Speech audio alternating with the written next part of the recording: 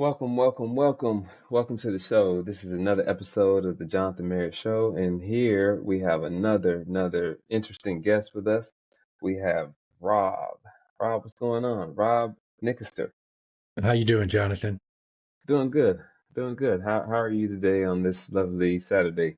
I'm doing fantastic, living the dream, trying to put more things together so I can serve people and enjoying the weekend with my family. Nice, nice. Now, for those who may not know you, and I didn't know you, we just met not that long ago, but we actually go to the same gym. And it seems like I meet a lot of cool people at this gym, just randomly. And we both were getting some recovery treatment done at the same time. We both were hurting or trying to make sure we prevent ourselves from hurting. And that's kind of how we met. Just in our conversations, you had a lot of cool things I thought were interesting to share. And so I kind of wanted to get that here on camera, open this platform up to you just to kind of share and hear your story. So I guess you can tell us a little bit about yourself. So who are you? Where are you from? Where'd you grow up? Okay, absolutely. So, my name's Rob Nicester. I grew up in Ohio, Northern Ohio. Right out of high school, I went in the Marines. Out of the Marines, I became an IT guy and a police officer. I went to through the police academy at night. I was a police officer for almost 5 years.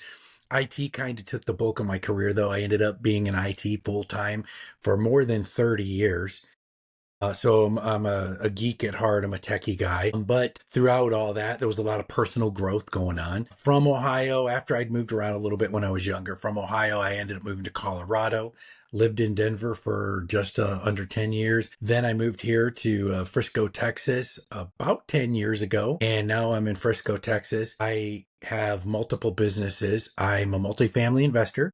So I'm a partner in multiple apartment complexes. Uh, Also multiple car washes. I do some land development, and I'm a personal life coach, right? I do high performance coaching, and I help people who feel stuck or, feel like they were meant for more in life. This just can't be it. I try to help people become higher performers and just dig deep and figure out who they are and get more out of their life and achieve their goals and financial success. Okay, so take me back to the 18-year-old Rob or the 19-year-old Rob. First of all, did they always call you Rob or is that short? No, yeah. So my whole life, everybody's always called me Rob, but it is short for Robert. Robert, But okay. yeah, I've always went by Rob. Yeah, when I was 18 and graduating high school, I actually graduated high school a year later than I should have. I was hit by a car when I was 5 years old, and that put me in the hospital. That did some serious damage. I was in a body cast for 9 months. I was in traction in intensive care for 3.5 months. So I'm truly a miracle. I shouldn't be here. 1978 is when I was hit by a car. The cars were pretty big and heavy back then, and it was going pretty fast. So I missed basically my whole year of school. I had started kindergarten, and because of that, I graduated a year late. So I graduated when I was just before I was 19. And when I say graduated, I barely graduated. High school wasn't necessarily the place for me. I wasn't a great student at the time. I was kind of all over the place, but I went right into the Marines from high school. So when I was 18, 19 years old, I felt like I had something to prove. I was trying to, you know, prove to people that I was tough instead of focus on my grades and what I was trying to become in my future. So it was different. I was a little bit wild. Yeah, yeah. So the Marines sound very, very interesting. So what was it about the Marines that interested you? So my father was a Marine, and when I went into the Marines, it was two things, right? College wasn't an option for me back in those days. Didn't come from a wealthy family, did come from a broken home, right? Parents got divorced. They weren't really around a whole lot when I was a teenager. So if I wanted to go to school and graduate or at least even attend, I had to get myself up and get myself ready and make sure I got to school because they really just weren't around at that time, right? They were going through some things. And so the Marines represented structure and a paycheck. And so that is my primary reason that I went in the Marines. And I kind of felt like I had to prove how tough I was, that I was a man, like a lot of young men do. And so I chose the toughest. And I wanted to choose the hardest and prove that this is what I can do. So there's a well, first let me ask you, did you achieve a lot of what you went out there for? Like, did you feel like the Marines made you tougher? Did you feel like Yeah, yeah, absolutely. The Marines, it was not easy, especially back those days. I mean, it's still not easy today, right? But absolutely showed me that I was not as strong as I thought I was. But the military, I think, will make anybody stronger. That's what it's all about, is showing you that you can dig down deep and you can push yourself when you think you've hit your limit. There's always more you can push yourself. And that's really what I got from the Marines. I did get medically discharged after I had been in for a while because they found a heart issue and they just decided, hey, yeah, we don't want you falling over with a heart complication down the road. So I did get medically discharged, which, is a good and bad thing, I guess, when I think back on it. I kind of resent it a little bit because I feel like I didn't get to stay in the whole 4 years hmm that I hmm wanted.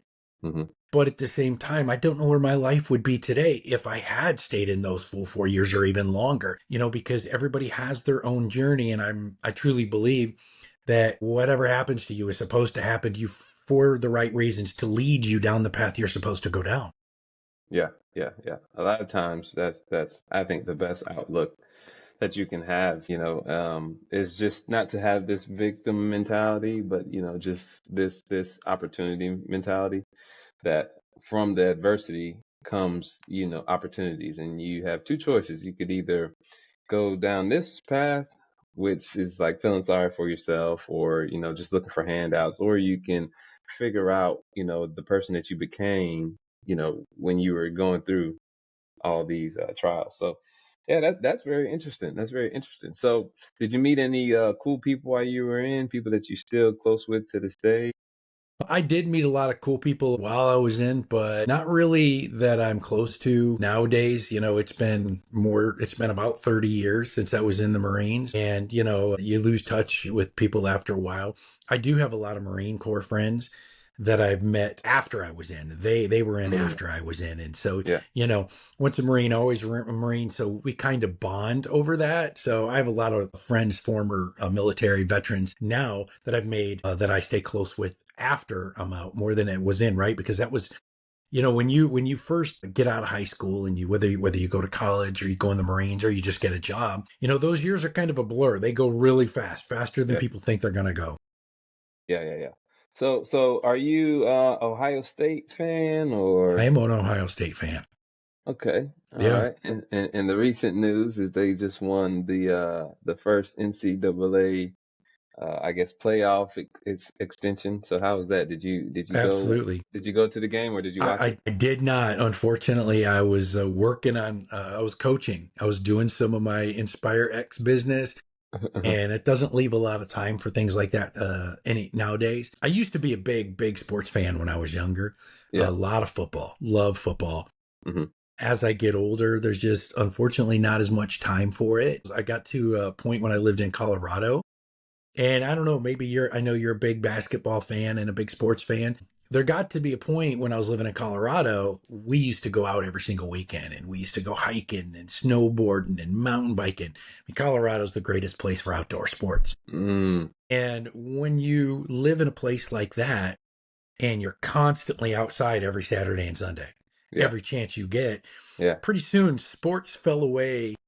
And when I moved out of Colorado to Texas, people were like, "Are you watching the game?" And I'm like, I really haven't watched a game in so long. I was too busy living my life. hmm And now when I do sit down and try to watch a game, it just feels like there's just so much else I could be doing. hmm hmm So hmm unfortunately, hmm I don't watch as much sports as I would like to sometimes. Yeah. Yeah. Yeah. Yeah. There's yeah, there's a lot of truth to that. And I am a big basketball fan, and if you let my kids tell it, I'm a big football fan as well.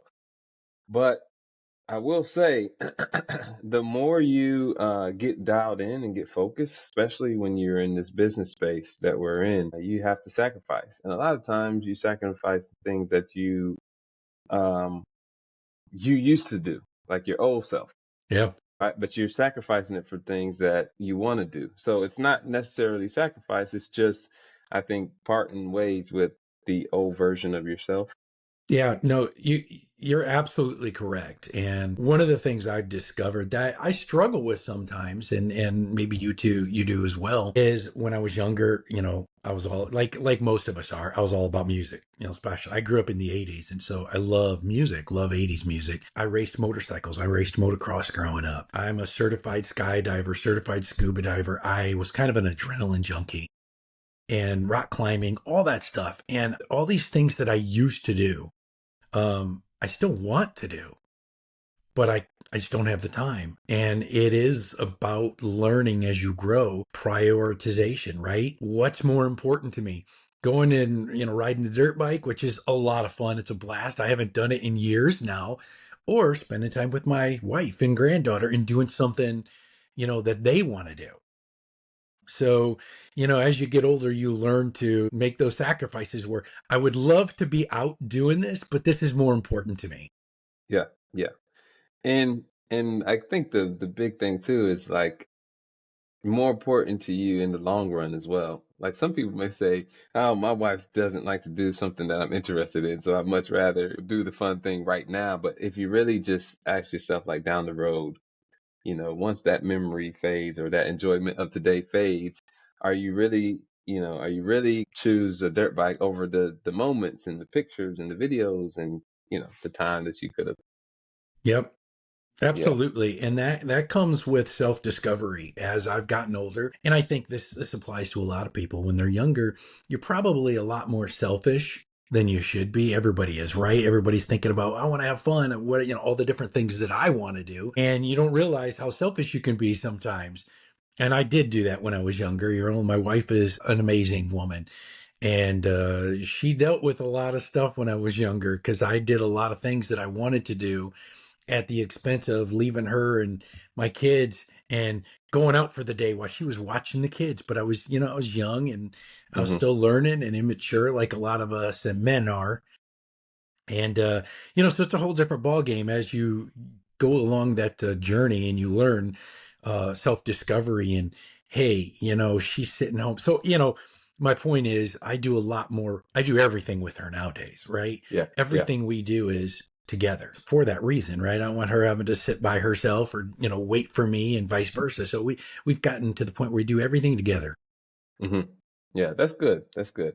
There was a older couple that I just saw the other day when I was getting my hair cut, and while I was waiting in the lobby, they said to me, the lady said, "Yeah, I've been together with him for 64 years."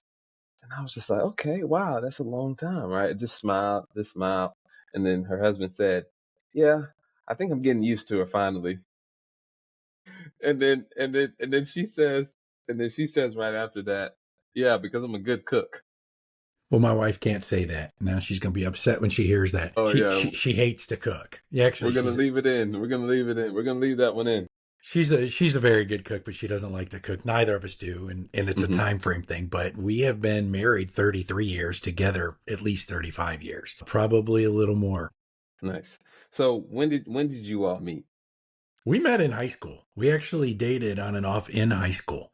So Okay, we're so high school sweethearts. So I know everything about her. She knows everything about me, the good and the bad. And there's a lot of bad with me.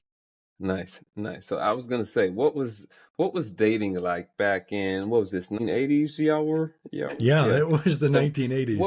what kind of courtship did you have to do back in those days to get a Oh, girl? you had to look cool. You had to look cool. It was all about 80s was all about the hair. If you were a guy, you might have had a mullet. I feathered my hair back in those days. The women had to have the Aquanet in their hair. They would tease it and put it real high and they had really big hair. And then it was all about the clothes, right? All the 80s music, everybody was dressing like all the rock stars or the pop stars. And, going out back then typically was hanging out, going to the movies, listening to music, maybe skateboarding a little bit or hanging out at the mall.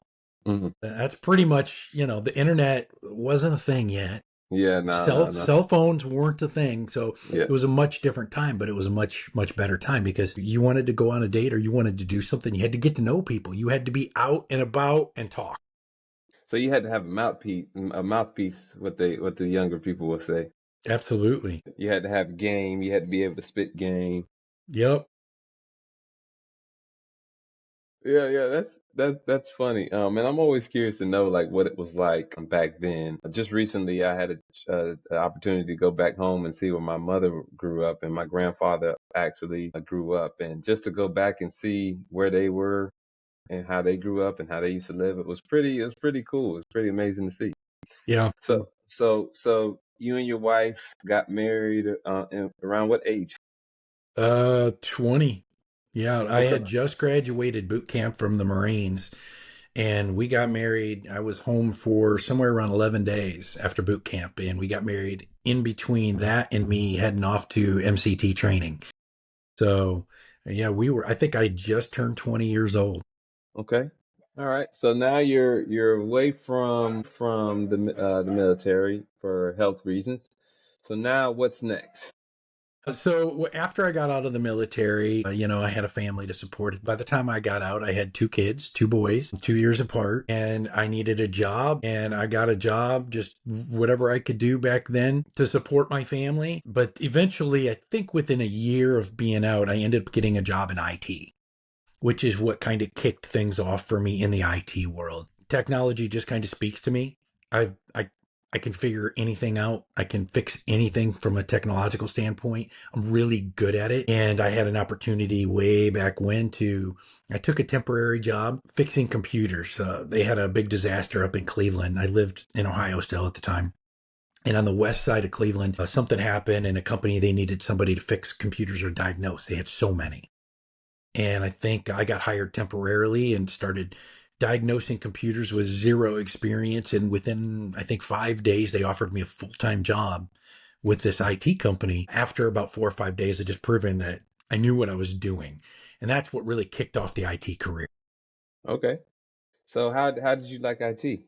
How long Uh, did you stick with I, that career? I loved IT and I stuck with it up until within the past year. It's been absolutely amazing. I'm a techie guy, like I said, and technology just speaks to me. And I started my way from fixing computers, the end user computing, worked my way up really quickly within less than a year to working on servers.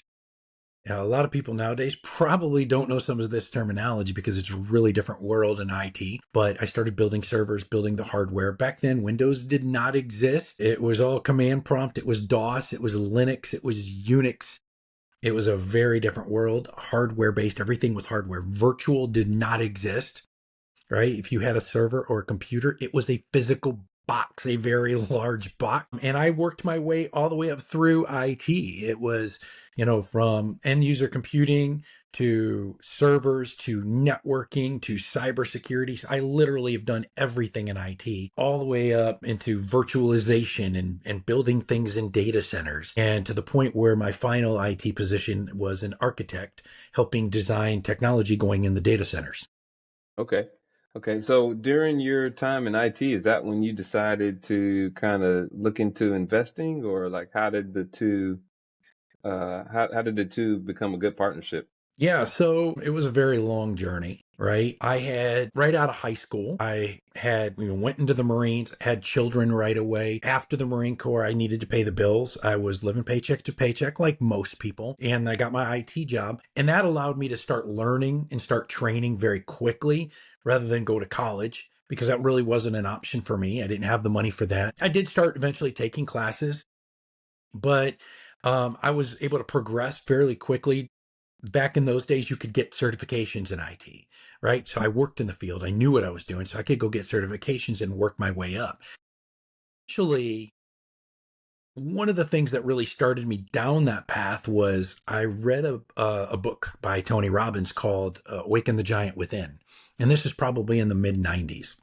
Yeah, I heard about that. Yeah. And that book really kind of that's where I discovered self help and self education and self mastery, all about being self aware and how can I better myself every single day. Instead of being the victim of my circumstances, how do I be the victor? And so I Mm, took on this mindset of no matter what happens, I'm responsible for everything that happens to me.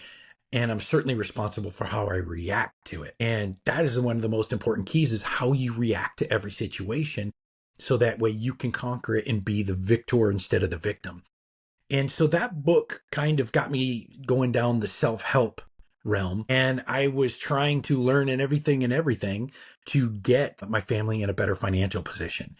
And so I was starting to read books on finances and how to invest. Now, early on, that was very difficult to do because I was young and I didn't have the money. Living paycheck to paycheck, there was no extra cash.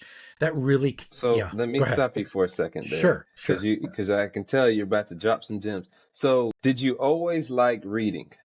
Let's No, start there. no. When I was young, I did not read. Okay. It was work, right? And it wasn't so much that I didn't like it. It just was really time consuming and I didn't understand the importance of it back then. But I was young and had things I needed to do, like better my home life for my wife and my family. So when I picked that book up, I was trying to better myself. So That what made began you that journey. what made you get the book? If someone didn't like to read, what would make them go get a book? Take Wanting us. more, absolutely Okay. wanting more in life and feeling stuck. So that was actually, I read that book just before I got my first job in IT. Okay. Yeah, and it was, I actually had a job at a place called Office Max, which I don't think is even around anymore. It's Yeah, just like yeah. it's like Like an Office off Depot. it's like an Office Depot or a Staples. It was called Yeah. Office Max. And that's where I was working at the time, and they had a little self-help section in Mm, the store. And I was working and I actually was the guy they hired to stand over all the electronics in the store. So they had like a little self-help section, and I found this book one day when there was nobody in the store and I was working and there's no customers, and I come across this book and I was trying to better myself. And that's where it came from because I wanted to make more money. I wanted to give my family more. yeah. Yeah. Yeah. Absolutely. Yeah, that's good. Because I think that's important too, because there's so many people out there that's like yourself. I used to be one of them that if you told me to read back then, forget about it. I was more of a video games guy and go and play basketball. And somewhere along the road, I started reading. I don't really I have to go back and do some actual research on the first book that I picked up once I had gotten to my older years. But yeah, that's why I wanted to make sure we unpack that because you got to start somewhere. Okay, so Yeah. you just so happen to have time on your hand at your one of your first jobs, Yeah. and you were already seeking help. Somebody somewhere else had the vision to write a book and unleash that. What was the title of it? It was actually, I don't know if I said the title correctly earlier or not. There's so many titles Tony Robbins has written. Yes. It was actually Awaken the Giant Within. Awaken, yeah, yeah. Yeah. Awaken the Giant Within. That's right. That's right.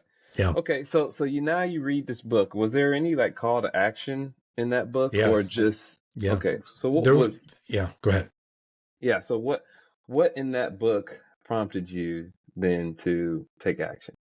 Well, so that book talks about digging down deep and what a big part of the book is limiting beliefs and mindset. And there's just so much more to it than that, right? But one of the core messages in that book is it's about awaking the giant within you because there are so many limiting beliefs and things that you're told when you're younger that you can't do. And I think it was more prevalent back then than it is now. But when you have crazy ideas like starting your own business, which is not really that crazy, somebody in your family or a friend says, "What do you know about that? You can't Mm, do that." Or, "Where are you going to get the money for that?" And so you hear these types of things over and over and over. And even back then from teachers, I remember so many conversations with teachers and guidance counselors where they kind of decided what you were going to be when you got older. And that could have been a loser, which for me, a lot of people decided that they knew I was going to be a loser my whole life because I didn't do the best schoolwork. I didn't have the best grades. I had so much energy. I was all over the place. So there were so many beliefs already impressed upon me about Rob's not going to amount to anything. He's going to be a loser. He's not going to go to college. All these other people had made that determination long before I even knew who I was. And I was looking to break free from those chains. yeah. Yeah, that's good. Okay, so then you are at Office Max and this is before IT and you were just telling us about the transition to start realizing that you needed to look into investing. I'm willing to bet that you read the book Rich Dad, Poor Dad. It talks a lot about investing. I did. So believe it or not, that came a lot of years later. So Okay, okay, that actually came right around 2014 is when I got a hold of that book. okay. I'm a little bit of a I'm an analyzer. I'm a big analyzer and I'm a researcher. And for the longest time I had this goes back to fear mindset, right? What Awaken the Giant Within talks about. There's so many fears that people have that are natural or that are instilled from others' beliefs or that you learn growing up that you got to fear all these things. And one of those fears is I'm not enough. One of those fears is I'm going to look stupid. And I had that for a very, very long time. I was so worried, which a lot of us are. There's so many people out there that feel the way you do, but you don't know it because you don't tell anybody. Hmm. And Hmm. you're afraid that I'm going to look stupid. I don't know enough. I'm not smart enough. I don't have the money. Those fears can hold people back, and they do. It does hold people back their whole lives. There are people who don't go anywhere in life that are really capable of so much more because fear holds them back. And for me, it did hold me back for a very long time. It took me a long time to get to where I am today. But that's my journey, right? I believe everybody has their own journey, and they're meant to get, they're meant to take their journey when they're meant to get there, right? Not everybody's going to get to the same place at the same time. Some people may get there when they're 25. Some people may get there when they're 55. So I think there may be some truth to the feelings that people have, right? Like some people are afraid that they're gonna look stupid because they may actually be stupid, right? Or some people may be For sure. afraid that they're gonna make mistakes because they just don't know enough. So yeah, they Right. probably will make mistakes. So how can someone, or how did you overcome those feelings till you got to the point, I guess, where you felt better about these decisions as opposed to feeling, way. Absolutely. So I'll try to keep it as short as possible. So let's just go ahead and jump forward to like 2014, right? I had been working, I was a police officer while I was in IT. I used to go work at the police department at night as a second job for 5 years, and I loved it. It was not like work for me, it was more fun than anything. So I was able to do both those jobs for, at the same time for a while. But if we jump forward to not police officer anymore, I'm just an IT guy. I had been moving up the chain. I started to make good money. The more money I made and the higher I moved up, the more confidence I got. And that's what really gave me the confidence to start breaking out of my shell is people began to see me as successful. Even though I didn't feel successful, other people began to see me as successful. And so that's really where I started to gain that confidence to take more chances and take more risk. Got it. That makes a lot of sense. So what would you say, in your opinion, let's say 3 to 5 most important skills to learn if you're trying to better your life? If you're trying to better your life, absolutely a mind shift, right? Your mindset. If you don't have the right mindset, you absolutely aren't going to get anywhere in life. If you have this negative viewpoint of everything all the time, where you're the victim, where somebody else does something and, well, it's affecting me and I can't get anywhere or I can't do anything because I'm the victim, that's going to make it really tough for you to get anywhere in life. It doesn't even have to be, it could be your own beliefs, right? Holding you back that you're not good enough. So mindset is huge. Another one is goal setting, right? There are many, many studies out there now where if you just write down your goals, you are so much more capable of achieving those goals and more likely to achieve those goals than if you just don't write them down, right? If you don't write a goal down, it's just a wish, it's just a dream. So it's really goal setting. There's been many studies done on goal setting, how important it is to write it down because our universe works in very mysterious ways. Once you put it out there, once you write those goals down, your subconscious goes to work and it starts trying to figure out how you're going to accomplish these things, even though you may not know it. Continuous learning and self education would be my third one. That has been so important. And that's what we call the growth mindset, right?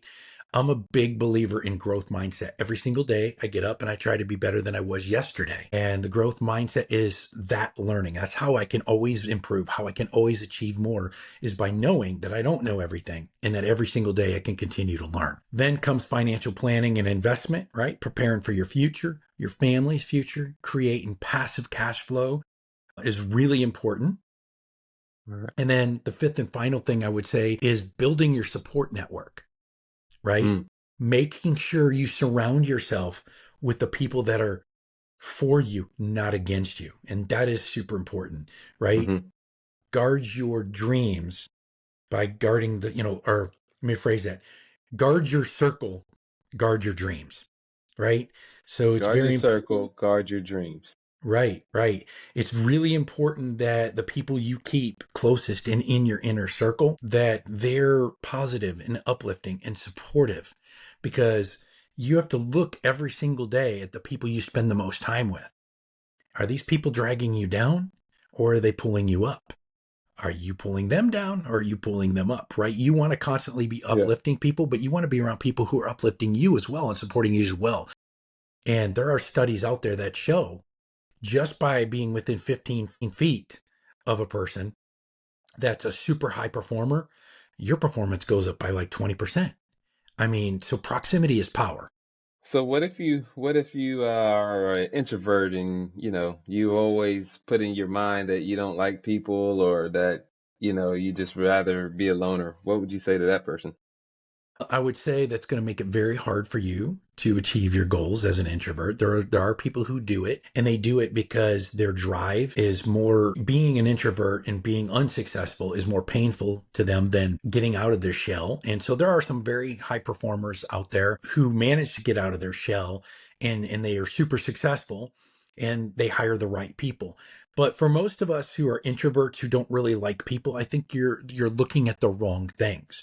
And that may be why you don't like people. And that's all about reading people. And it's all about the cues. And it's all about smiling and thinking that, do they like me? Do they not like me? And if you put a little bit of time into saying hello to people every single day, smiling at people every day, you'll find that you feel more liked. You will be more liked. You'll be more popular. You'll fit into more groups by putting a little effort into understanding nonverbal cues of people you're around and that you communicate with.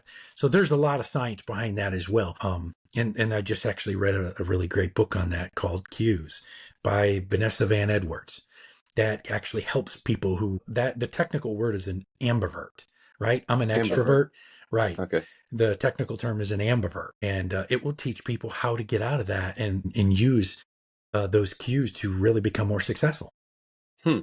Ambivert. Okay, that's the first time I've heard that one. Ambivert. I'm gonna have to read up on that one. So, would you say that? Well, I was talking to someone the other day, and they were like, "When's your birthday?" And I said I'm an Aries, but I don't really believe in that stuff. I mean, in my opinion, when you read the description, they all have a little bit of just some basic version of what I think I am, right? Like they'll say, "Oh, well, a Leo, or they're very strong," right? And I'm thinking to myself, "Oh, well, I feel like I'm pretty strong too." So, what are you? When were you born? I was actually born in early June, so I'm a Gemini. Gemini. Okay. And that's the twins and the split personality. Yeah, I don't remember all of my horoscope. Like you, when I was younger, I used to look at that stuff, but my wife will definitely tell you that I am a Gemini, because I can go from, quiet and perfect to, upset, and, you know, on the drop of a hat, I turn into a different person. Not really, but yeah, she Yeah. definitely can If say you that. let her tell it, that's what she'll say. Yeah, yeah. Yeah. Yeah. That's a good indication. Right. Whatever the people that know us best. That's funny. Okay, so then you have InspireX, and this is something you just recently started, and this was a platform that you created because you wanted to be able to help more people. Yeah, absolutely. InspireX is a high performance coaching business, and there's a story behind and how I got started in that. But basically, one of our missions is to serve people and help people who just feel stuck, who feel like there's got to be more than this. I'm not where I thought I was going to be in life. I'm not financially there. Their success, from a success standpoint, I'm not there on a personal level. I don't have the family or the husband or the wife, or, they just feel stuck, like they're in a rut and they need help getting out of that rut. Also, it may be people who don't feel that way. They've just kind of plateaued wherever they're at in their journey, and they just need somebody to help them perform even better. So that's what we do, is help people perform and get out of that rut and just get the best out of their life they can. Yeah. And I think too, everyone's situation is a little different, but like we kind of discussed earlier, I think for every adversity there's an opportunity. And I've been working on some talks just around that because that's a lot of my story too. But I was chatting with an individual who is a government employee, and it didn't dawn on me that I even knew anyone that was being affected by the new regulation that people are now that were used to working from home are now going to be required to come into the office. Well, for people that worked in other places, other states, that don't have a home office or maybe have an office that they can work out of in that area. Now they're having to like reorganize their whole life. And for some people, they have to make a decision like by next week. Yep. And so decisions like that, and there's some people that don't have that option. Some people are just getting laid off just because they're getting laid off. So I guess, this is your business that you're in. So how do you handle or encourage or motivate those type of people that something clearly happened to them, which is causing the, I guess, I don't want to call it depression, but just causing the tribulation that they're going through at Sure. that particular moment? Yeah. So, one of the things I would definitely say is the most important thing, no matter what you go through, right? I have a really good friend too who works for the federal government. And the actions that are taking place right now, he was all for, and he still is. But he called me last week and he was like, I didn't think it would happen this fast. Right. And so it's one of those be careful what you wish for Yeah. kind of situations. But no matter where you work or what you work for, you can be laid off at any time. You can be replaced at any time, or a spouse could leave you, or something terrible could happen. No matter what your circumstances are, the important thing is how you react to it, right? That's the difference between a victim and a victor. You have to, take your time and think through it and not react out of emotion because so many people, we react out of emotion. And what you need to do is think logically and how can I see the opportunity in what's happening?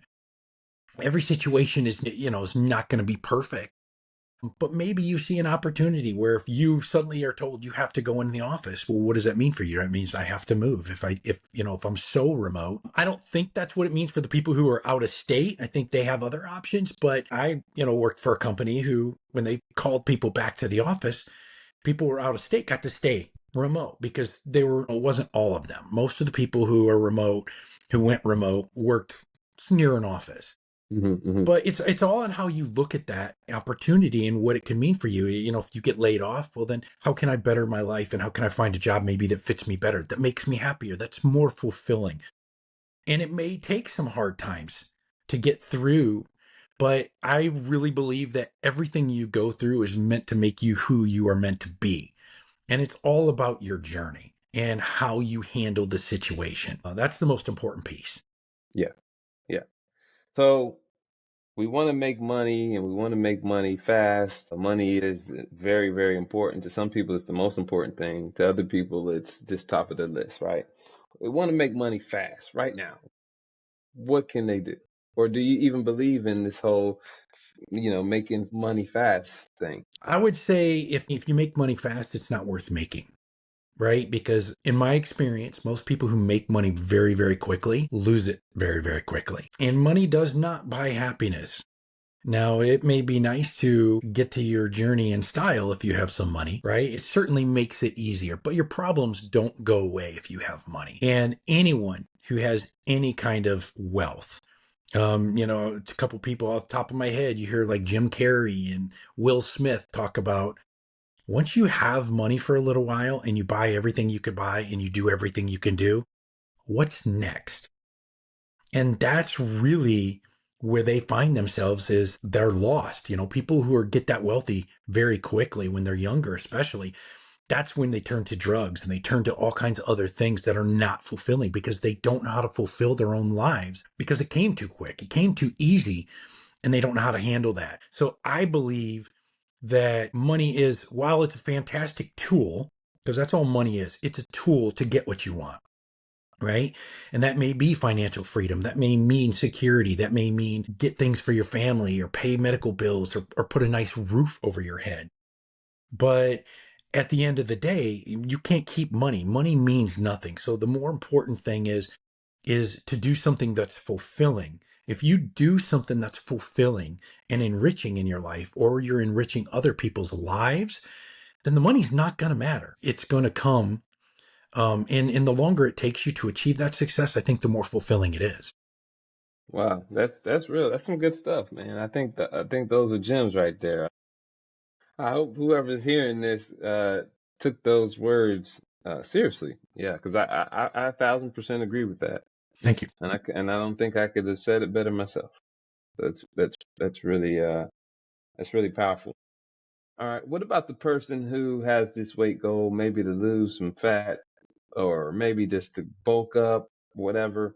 I always tell my wife I want to be a dad. I don't want to look like a dad. I feel like this notion of what a dad looks like is, just a beer belly, maybe old, can't Dad quite, bod. yeah, dad bod, can't quite move the way that they used to move, and so it's a lot of, yeah, back in my day I used to do this or do that.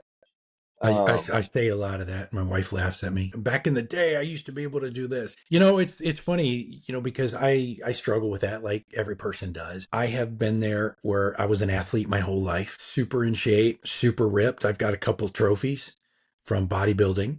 So I was super ripped at one point, and it's really hard to stay that way. It's all about the diet. But I would say that, you know, when people are looking at things like getting fit and they don't want the dad bod, and they're trying to get healthy, you got to really look at the core reason. Why am I doing this? Am I doing it because I want to look better? Am I doing it because I want to find a partner? Or am I doing it for me? And am I just trying to be healthy? So finding your why is more important than anything, because if you find your why, then you got leverage on yourself to accomplish whatever you're trying to set out to accomplish. And then you also may realize that may not be the most important use of my time, right? I think it's important to stay healthy, but more importantly, it's important to find your why first. And once you find your why, that's the leverage on yourself to help you achieve whatever you want to achieve, right? You got to set those goals by finding and digging down deep. Why do I yeah, really want to do this? yeah. Where can people find these whys at? Where's a good place to start digging? Right here. A good place to start is asking yourself, looking in the mirror and saying, why do I want to accomplish this, right? So for me, when I became a bodybuilder more than about 10 years, 12 years ago now, I just wanted to be ripped. And I was putting an hour and a half in a day at the gym, and I was eating really lean, and I looked amazing. And the people that saw the transformation in me looked at me and said, I looked amazing. The question is, why did I want to do that? And in order to accomplish that, right? That's one of the hardest things you can do is get on stage as a bodybuilder, because, something like 4% of the people in the world are in good enough shape to actually get to that point where you might be able to step on stage. Then out of those 4%, like 1% actually are able to do it. So it's not an easy task. So how do you get there? You have to really want it. That's where it comes to why. What is my goal? Because the why, knowing the reason behind it, is what gives you that drive to accomplish it. And for me, I wanted to know that I could do it. For me, it had nothing to do with anybody else. I just wanted to know that I could do it and I could look that way for me. And I had that drive to just look amazing. But then once I started doing it, and people start giving you feedback and people start telling you how amazing you look, all of a sudden you're like, oh, I like this. People are telling me how good I look. And so that feeds, and that also helps. That's your support system that helps you and gives you more strength and more energy and more Yeah, motivation. yeah, yeah, yeah. I can tell you're pretty passionate about this too. So if I'm a person who is ready to take my life to the next level, ready, whether that be financially or health wise or even relationship wise, where's a good place where I can start? I can find you on the journey where I am. Sure. InspireX.co is my website. Also, I'm on Instagram, I'm on Facebook, I'm on X as Rob Nickester at ROB, N as in November, ICKESTER. So you can find me on all those platforms. Drop me a message, follow me. You'll get some good nuggets out there, or you can go to inspirex.co and you can see kind of the services we perform or provide to individuals out there. You could even schedule a discovery call where we can have a one-on-one and talk about what your goals are and see if it's a right fit for you, right? No matter what, I'm just trying to inspire people, and I'm living my life every day by trying to help people become better and invest better and achieve more and have a better relationship. And I've got an acronym that I came up with. It's called my money framework, right? It's all about the money framework. Mindset shift, objectives, which is goal setting and prioritization, networking, education, continuous learning, and then your wealth, financial building. Okay. Okay, I like that. So what's the website one more time? It's inspirex.co. So Inspire. INSPIREX.co. Okay, and then the social media, where can they find you on social media too? I'm on all the platforms as Rob Nickester. So my first name, last name, all together at. So like And the Instagram, it's at Rob Nickester. and the caster is spelled. N is in November, Ickester. All right, there you have it. There you have it. Thank you so much for your time, and I know you've got a lot more to share than what we dove into, but this was awesome, man. And I appreciate you just taking the time that you have to come and share with us, share some knowledge. I know I'll be seeing you all the time at the Yeah. gym, but maybe we'll have you back on once you continue to work with some folks and have some more stuff that you want to share. No, I appreciate it. You have another invitation to come back onto the podcast, and Thanks, Jonathan. I appreciate you. Yeah. maybe next time we can do one in person. We Yeah, live in the same absolutely. area. No, Yeah, no, we could do that'd be great. awesome, awesome. Well, that will wrap up this episode. So again, thanks again, Rob, and we will talk and hear from you all soon. All Sounds right, good. Thanks, Jonathan. all right, thanks.